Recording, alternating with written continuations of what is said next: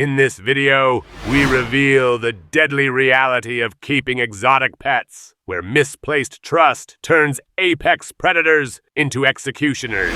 From a Barbary lion striking during feeding to a Bengal tiger, exploiting a single moment of distraction. At our start is a woman who is convinced that love could tame a predator. She stepped into her lion's enclosure at feeding time and met an unfortunate event. On January 16, 2004, the cold, thin air of the Nevada desert hung over a 5-acre property in the town of Pahrump. The landscape was a stark panorama of sand, scrub, and distant barren mountains, an environment utterly alien to the creature confined within a chain-link enclosure on the property. It was here that 37-year-old Carla Lomastro, a former veterinary technician known locally as the Lion Lady, conducted a dangerous and ultimately fatal experiment in interspecies relationships. Her critical misjudgment was a profound and deeply held delusion, a belief that a maternal bond forged over 7 years could overwrite 60 million years of predatory evolution.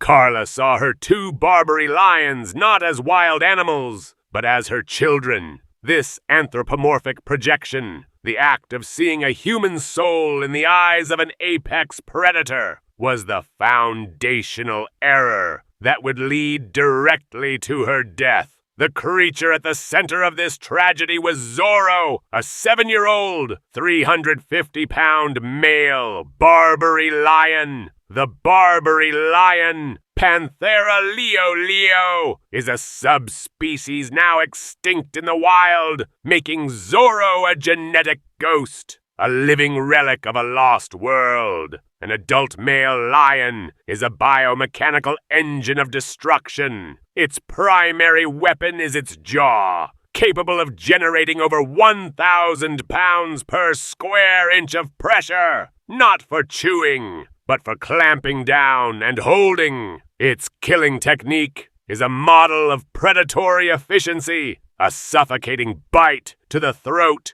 that crushes the trachea, or a swift, powerful bite to the back of the neck, where its 3-inch canine teeth are perfectly evolved to fit between the cervical vertebrae, severing the spinal cord. Zorro had been declawed, a futile, cosmetic attempt at domestication that did nothing to disarm his primary and most lethal weapon. The foreshadowing of the event was not a singular warning, but a series of subtle, biological cues that Carla, in her delusion, consistently misinterpreted. The low, guttural growl during feeding time was not a sign of possessiveness, but playfulness. The intense, unblinking stare was not predatory assessment, but focus. The twitching tail was not agitation, but excitement. She had received countless verbal warnings from authorities and fellow animal experts, but the most urgent warnings came from the animal itself, and she was deaf to all of them.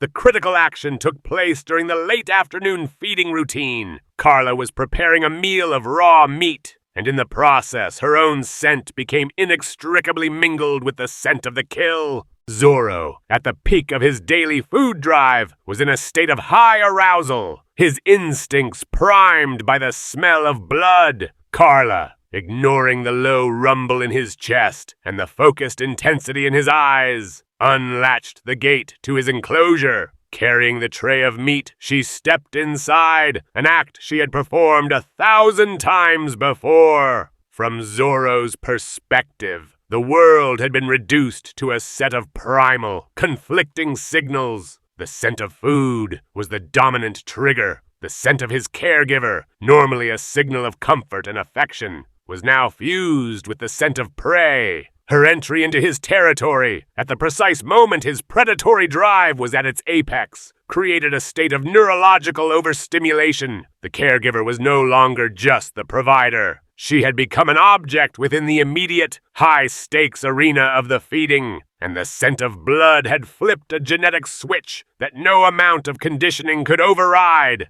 The attack was a sudden, silent, and brutally efficient event, witnessed by her husband John. There was no prolonged charge, no roar of aggression. In one instant, Carla was setting down the food. In the next, Zorro lunged the few feet that separated them. A moment later, his jaws closed around her neck. The biomechanics of the bite were perfect. The immense pressure of his jaw immediately crushed her larynx and trachea. His canines, guided by millions of years of instinct, found the space between her cervical vertebrae, and with a single powerful clench, severed her spinal cord. The outcome was instantaneous death. The attack was not a mauling or a frenzy. It was a clinical, predatory execution, the application of a hardwired killing technique. The scene that followed was one of surreal horror. John screamed and tried to distract the lion, but Zorro refused to release his grip.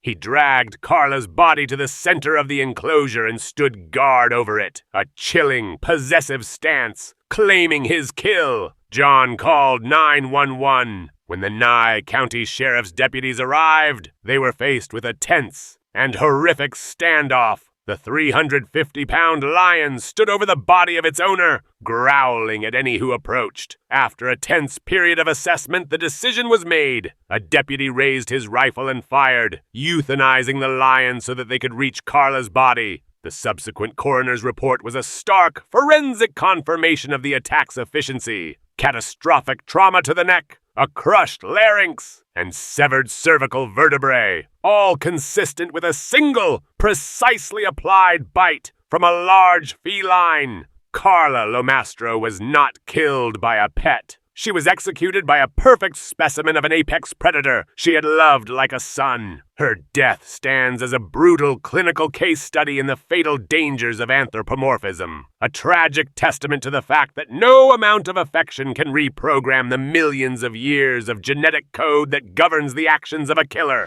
Next, believing survival training gave him mastery over captivity, a man opened the gate to his hungry grizzly, just to be answered with bone-crushing force. In the arid, sun-baked canyons of eastern California, on a remote property that was a world away from any natural grizzly habitat, 58-year-old Marcus Clay conducted a dangerous experiment in dominance and delusion. It was late October of 2022, and the air was dry and cool. Marcus, a retired Army survival instructor, possessed a deep and practiced knowledge of wilderness environments. His critical misjudgment was a fatal conflation of two vastly different skill sets. He believed that his ability to survive a wild animal in its natural territory translated directly to the management of a captive, food-dependent apex predator. This hubris, a belief that his training granted him a unique and unbreakable bond with the 600-pound female grizzly named Masha that he kept in a steel enclosure, was a delusion that had been repeatedly challenged by expert warnings, all of which he had systematically ignored. The creature at the center of this tragedy, Masha, was a prime specimen of Ursus arctos horribilis. A mature grizzly is a biological engine of immense power, capable of running at 35 miles per hour and possessing a bite force of over 1,000 pounds per square inch, designed to crush bone and disable prey with a single, efficient application of force. In captivity, however, a bear's psychology is fundamentally rewired. Its natural complex foraging behaviors are replaced by a total dependency on a single food provider. This provider becomes the sole focus of the animal's world, a figure associated with both sustenance and, when that sustenance is withheld, extreme frustration and aggression.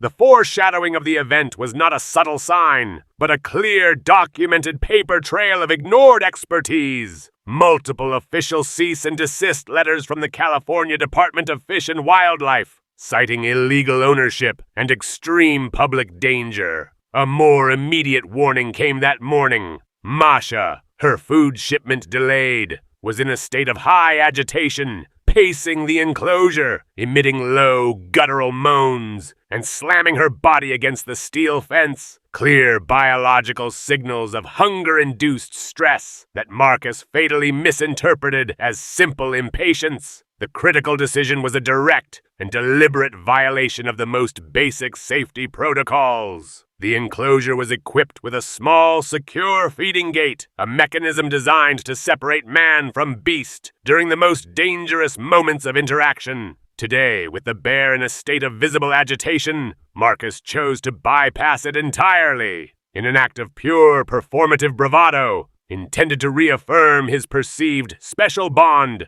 and dominance, he unlatched the main gate and stepped directly into the enclosure. From Masha's perspective, the world had been reduced to a single, agonizing drive, hunger. The familiar human, the sole provider of relief, had just entered her territory without the expected reward. The established pattern was broken. In that moment, the provider figure transformed into an obstacle, a source of intense frustration, and the only available target for her redirected, hunger-fueled aggression. The attack was a sudden, explosive, and brutally efficient event. There was no prolonged stalk. The instant Marcus stepped inside, Masha charged. She closed the distance of the enclosure in a blur of brown fur and muscle. In that moment, before Marcus could react, her jaws closed around his right arm. He felt an immense crushing pressure and heard the wet, definitive snap of his humerus bone shattering under the 1,000+ pounds per square inch of force. Immediately after,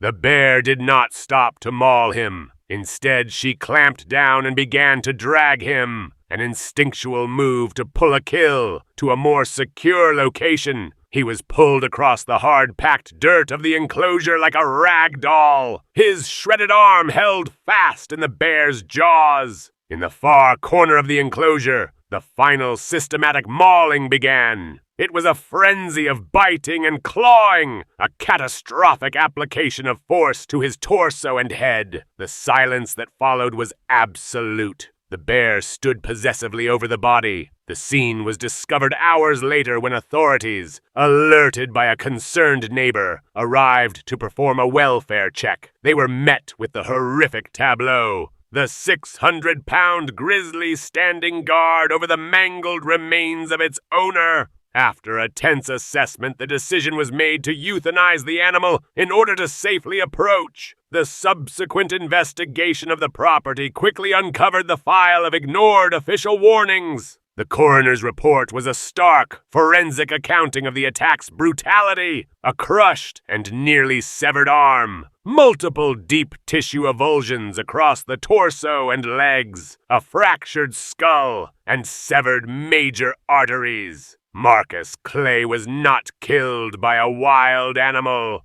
but by a captive one, whose primal instincts he had fatally misunderstood. His death stands as a clinical record of extreme hubris, a demonstration of how specialized knowledge in one domain does not grant immunity from the fundamental biological rules that govern an apex predator. It is a brutal, final testament to the fact that a special bond is a human construct, a fragile delusion that shatters instantly against the unforgiving and absolute reality of a hungry grizzly bear. Our final story comes with a young man letting his guard slip for just one moment and the tiger delivering back its killing bite. In the humid late spring air of rural Oklahoma, on a quiet evening in May of 2023, a dark and dangerous secret was kept in a converted barn stall on a family property. The space was a grim tableau of amateur construction. Heavy-gauge cattle panels lined the walls, bolted into the old wood of the barn, and a concrete floor, perpetually damp, sloped towards a shallow drainage ditch. The air was thick with the competing acrid smells of ammonia, disinfectant, and the metallic tang of raw meat. It was here that 21-year-old Caleb Dunn housed Rosie, a 300-pound female Bengal tiger. Caleb was a product of a digital age,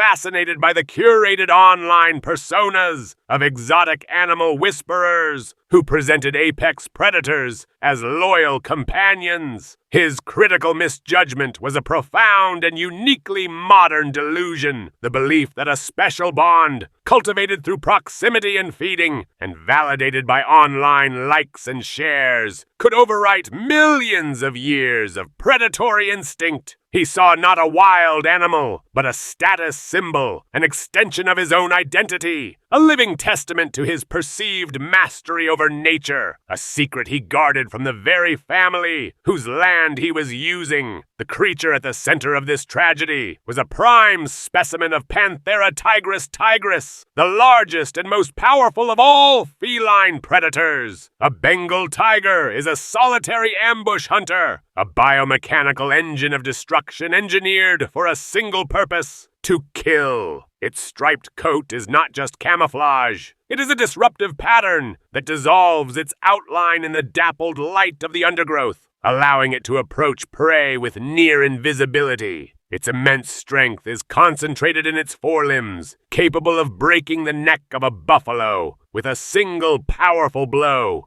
Its primary weapon, however, is its jaw, capable of generating over 1,000 pounds per square inch of pressure through 5-inch canine teeth. Its killing technique is a model of evolutionary perfection, a swift, crushing bite to the throat or the nape of the neck, designed to sever the spinal cord or collapse the airway, resulting in a near instantaneous death for its prey. The foreshadowing of the event was not a singular, overt act of aggression, but a series of clear warnings that Caleb fatally misinterpreted. His social media was a catalog of these misreadings. A video of Rosie's pupils dilating and ears flattening as he approached with food was captioned with celebratory emojis. A near miss a week prior, where the tiger had lunged at the enclosure's inner gate as he was leaving, was posted with the caption, #TigerLove,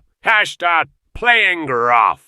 He had scrolled past comments from anonymous experts, veterinarians, and zookeepers, who had pointed out the classic, unambiguous signs of predatory agitation, dismissing their clinical assessments as the words of haters. The critical action was a mundane, routine task made fatal by a moment of distraction. Caleb entered the small antechamber of the enclosure, a supposed safety zone between the inner and outer gates, to prepare Rosie's evening meal. As he worked, he pulled out his phone, his attention momentarily captured by a stream of notifications on his latest video. This simple, reflexive act of digital distraction was the fatal error. His focus diverted, he failed to properly slide and secure the heavy steel bolt on the inner gate, leaving it unlatched by a fraction of an inch. From Rosie's perspective, the world was a series of predictable patterns and opportunities. She knew the sounds and sequences of the feeding routine. The absence of the familiar heavy clack of the steel bolt sliding into its housing was a break in that pattern, an anomaly that signaled an opportunity. The human's attention was elsewhere, his posture relaxed, his focus directed at a small glowing rectangle. For a patient ambush predator, this was the precise moment to exploit a weakness in the enclosure's integrity. The attack was a sudden, silent, and brutally efficient event. There was no roar, no warning. The gate scraped open. A foot of space, then two. Silence. Rosie flowed through the gap, a fluid, silent ripple of orange and black. Caleb looked up from his phone, a flicker of confusion in his eyes. He saw the tiger, now outside its cage, and in that split second, the curated illusion of his online world collided with the brutal reality standing before him. He had no time to react. The weight hit him. 300 pounds of muscle and bone slammed him against the steel bars of the outer cage, the impact driving the air from his lungs and cracking his head against the unyielding metal. The tiger's attack was a hard-wired, instinctual motion. Her jaws opened, an impossibly wide gape. Then they closed around his neck. He felt a blinding electric pressure. The 5-inch canines punched through skin and muscle with surgical precision, a wet, crunching sound as they met resistance. His trachea collapsed. The world went black. His carotid artery and jugular vein were severed instantly. A torrent of blood. It was over. The attack was not a mauling or a frenzy. It was a clinical, predatory execution. The silence that followed was absolute, broken only by a low, guttural growl, rumbling in Rosie's chest as she stood over the body, a sound of pure, possessive instinct. The scene was discovered minutes later by a family member, drawn to the barn by the unusual quiet, who was met with the horrific sight of the tiger standing over Caleb's body, his phone lying on the concrete floor nearby, its screen still glowing. The subsequent arrival of local law enforcement and state wildlife officials devolved into a tense and dangerous operation to tranquilize the agitated 300-pound tiger. In order to retrieve the body, the coroner's report was a stark forensic confirmation of the attack's lethal efficiency. Catastrophic trauma to the neck, a crushed larynx, and severed major blood vessels, all consistent with a textbook killing bite from a large feline predator. There were no defensive wounds. Caleb Dunn was not killed by a pet. He was killed by a wild animal he fundamentally and fatally misunderstood. His death stands as a brutal clinical record of a uniquely modern tragedy, a testament to the fact that an online illusion of a special bond is no defense against the hardwired predatory instincts of a Bengal tiger, and that a momentary digital distraction is all it takes to provide the opportunity for that instinct to be lethally expressed.